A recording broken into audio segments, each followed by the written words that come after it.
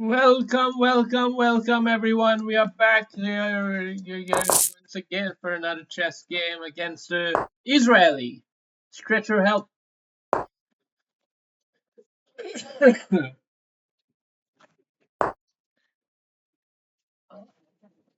Let's just play the opening moves quickly so we have more time to chit chat in the middle.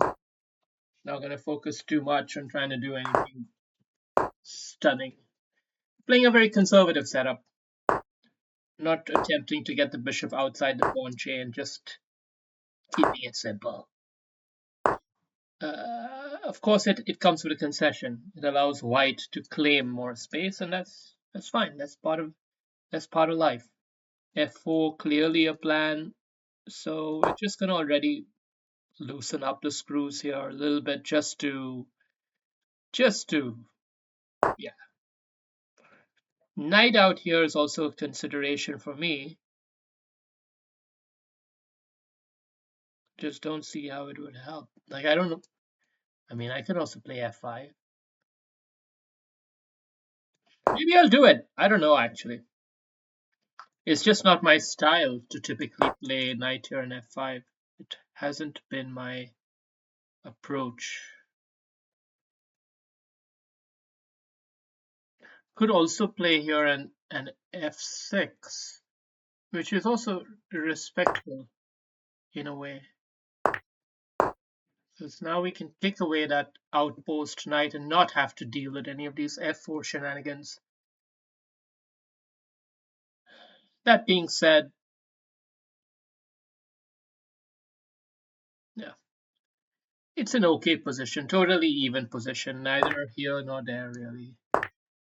Just you have to think, however, about the nuanced difference.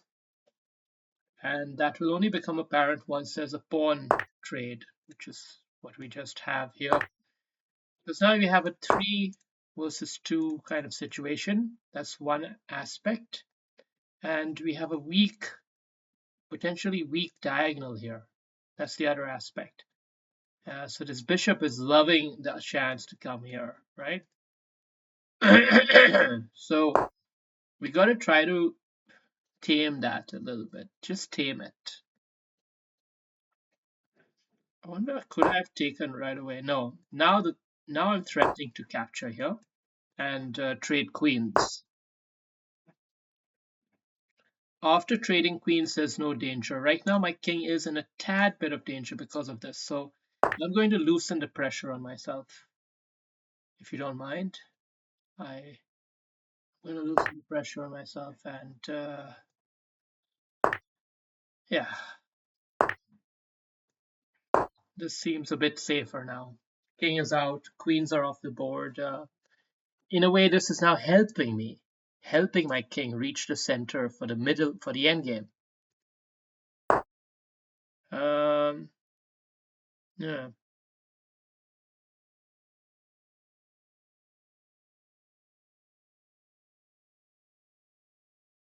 But we also have to think about trading off the rooks and finding out what is our endgame plan gonna even be. It's a pretty even position, so we can't be overly ambitious. Hmm.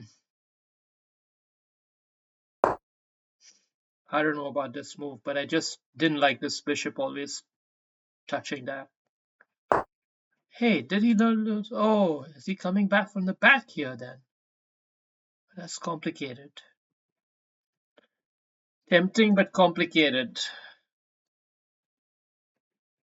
Giving me 2 pawns, but he comes in with a check and might get a second check, a second pawn too. And he really does disturb the ranks, although I may end up at the very end of it all with a passed pawn on the flank.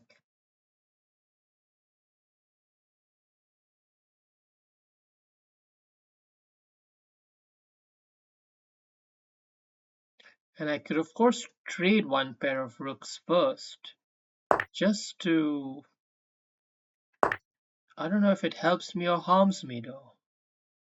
I think it...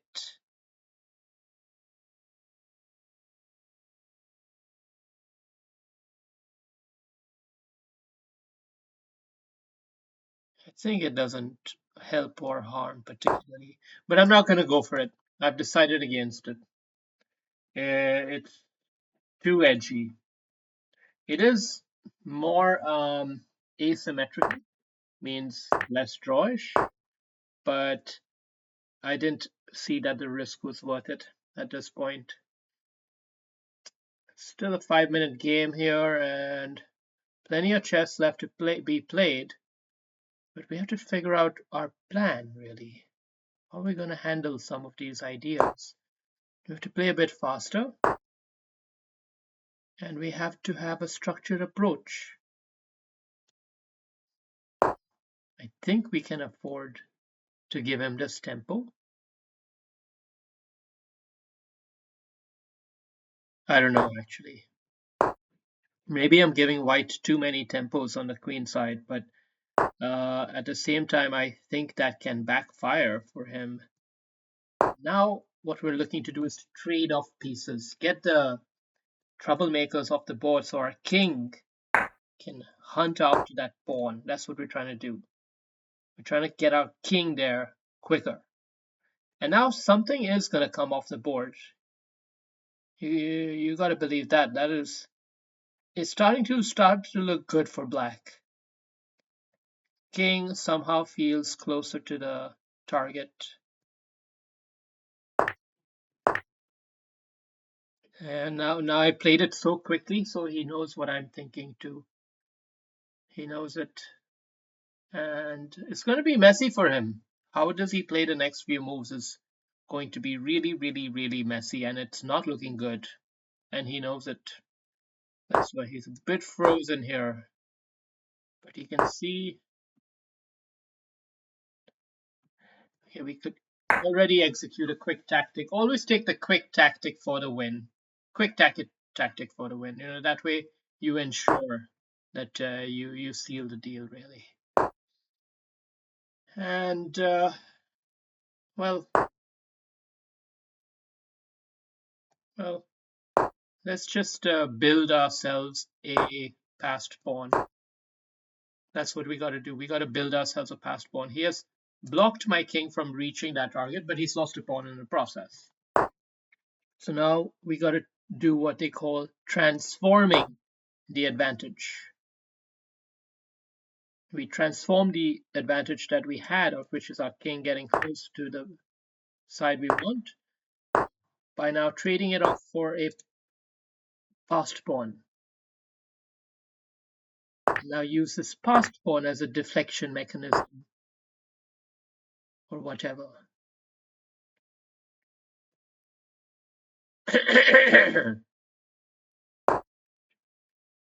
You've got to play a little bit faster though. Sorry about that. We don't have all day.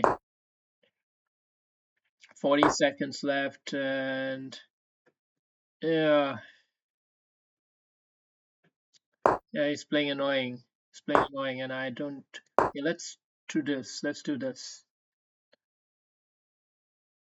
Let's do this. We're deflecting the bishop, making it hard for him to play that defensive style. And now asking questions that will be difficult for him to answer.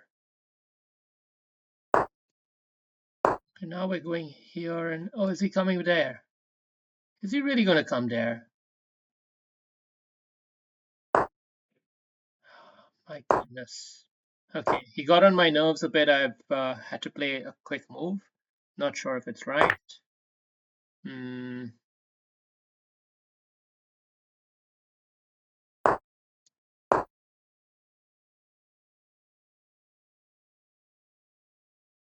It's going to be difficult for him to figure it out. Now he surely can't find a way to get here. Now surely my king will be able to get to the promised land. Okay, but he will get this, and that's okay. That's okay, I think. Now sliding in here. We're gonna give up that pawn and take this other pawn and do this whole song and dance. But he's gonna make it tricky to sort of win this.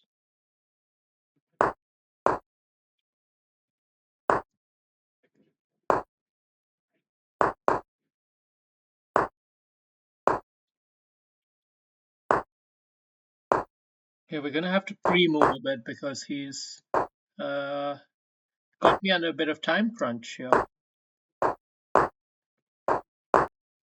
That was unexpected in a way, but yeah, I mean, it is a winning game for Black, I do believe.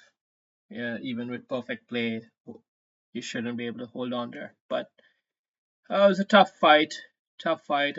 Pity that we didn't get to see a mate, but at least we can enjoy it for what it was, which was really just a bit of a wrestling game, really. Uh,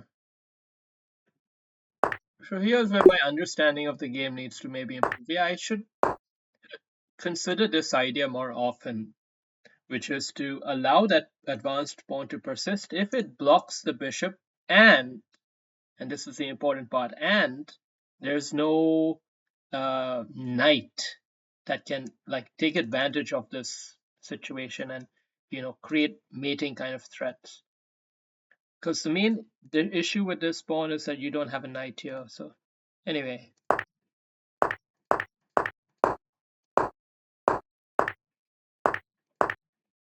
we traded off some complexity and got it to a fairly even position where black does have a tiny advantage.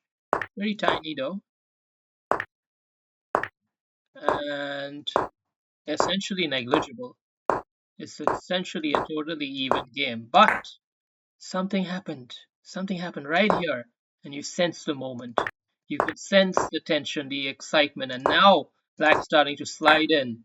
Great pandemonium. But White plays cleverly. White plays cleverly, and he doesn't just cave in. He allows the tension to remain. Even though he's got the worst end of the deal, he's not letting me do my quick win plan. And that is something to learn from. Make it difficult. Make them have to earn the win, and that's how you get results. He's -6 here, but still, it's not that easy. As you can see, he's making it challenging, playing all the right ideas as far as this is concerned. And now we made a concession. We did make a concession, which is to allow White's king to enter here. We needed to play quickly, try to get things moving. Um, and here's where things could have gone wrong, but it was so secure. Maybe this was an error. Wow, maybe that was the final error. Yeah. Anyway, doesn't matter. Doesn't matter. We won on time.